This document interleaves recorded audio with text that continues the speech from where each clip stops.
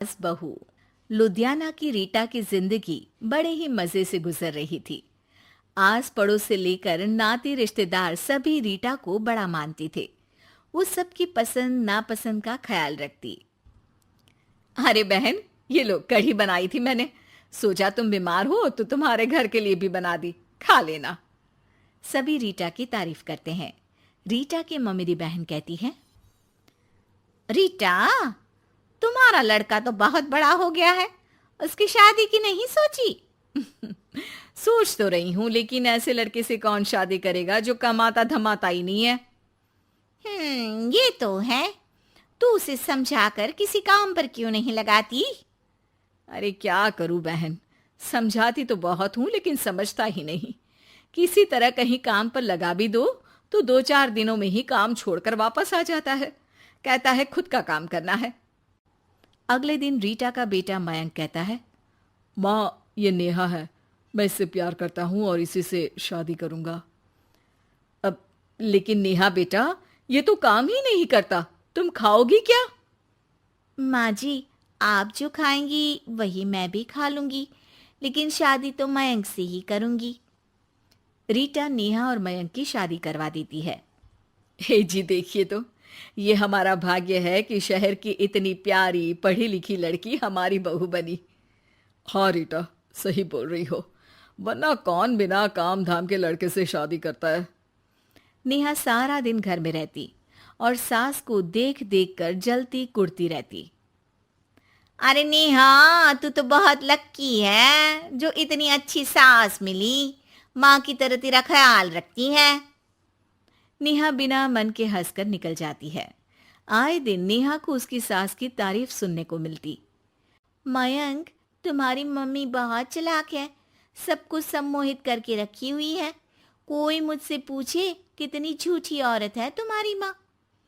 अच्छा, कैसी, क्या झूठ बोल रही थी? अरे जिसे देखो वो कहता है तुम किस्मत वाली हो कि अच्छी सास मिली। क्या तुम लोग किस्मत वाले नहीं हो जो मैं मिली तुम लोगों को? अरे लेकिन यहाँ तुम्हें तो कोई जानता नहीं ना, तुम्हें तो लोगों को समझाना पड़ेगा कि तुम भी उतनी ही अच्छी हो जितनी की माँ है। उतनी? ना जी ना, मैं तो उनसे कहीं ज्यादा समझदार और गुणी हूँ। नेहा अपनी माँ को फोन कर सारी बात बताती है।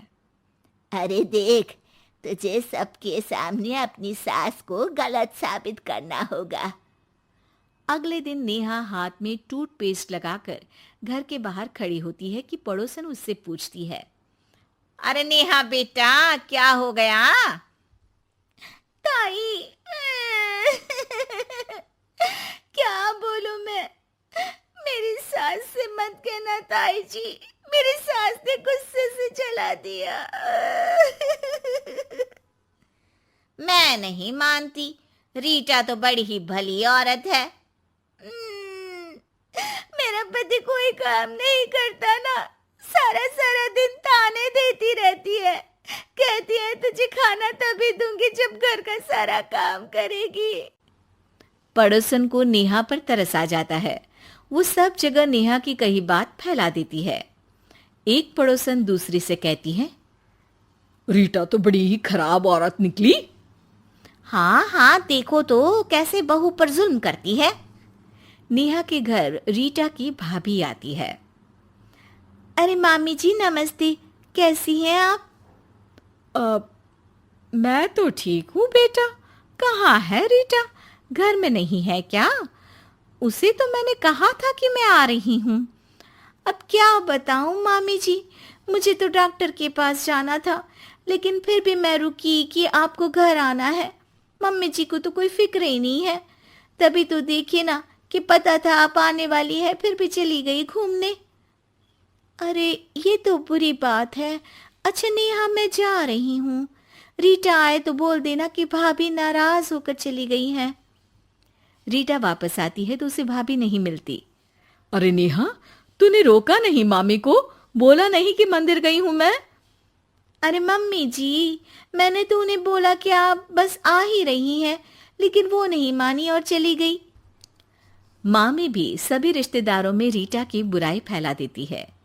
अब जो रीटा सबकी लाडली हुआ करती थी, वो सबकी आंख में खटकने लगी।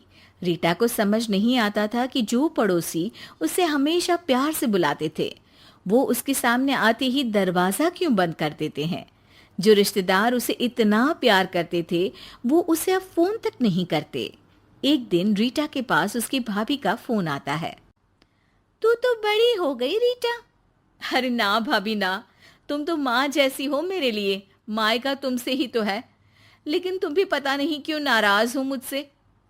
रीटा को उसकी भाभी सारी बात बताती है।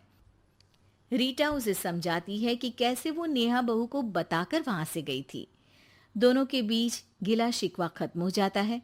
रीटा समझ जाती है कि नेहा ने ही उसकी बुराई पड़ोसियों से भी की होगी। रीटा सबके घर जाकर बात करती है, जहां उसे पता चलता है कि नेहा ने ढेर सारी झूठी बातें कर रखी है। रीटा सोच लेती है कि वो नेहा को सबक सिखाकर ही रहेगी। नेहा, तेरे ससुर जी रिटायर हो रहे हैं, तो अब तू और मयंक कहीं और घर देख लो। अरे कैसी बातें कर रही हैं सासू माँ, ये तो कोई काम नहीं करते, हम कहाँ जाएंगे। तभी वो पड़ोसन आ जाती है।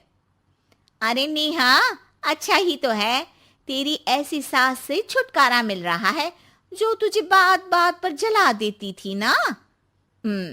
घर जरा जल्दी खाली कर देना नेहा, मयंक से भी बोल देना।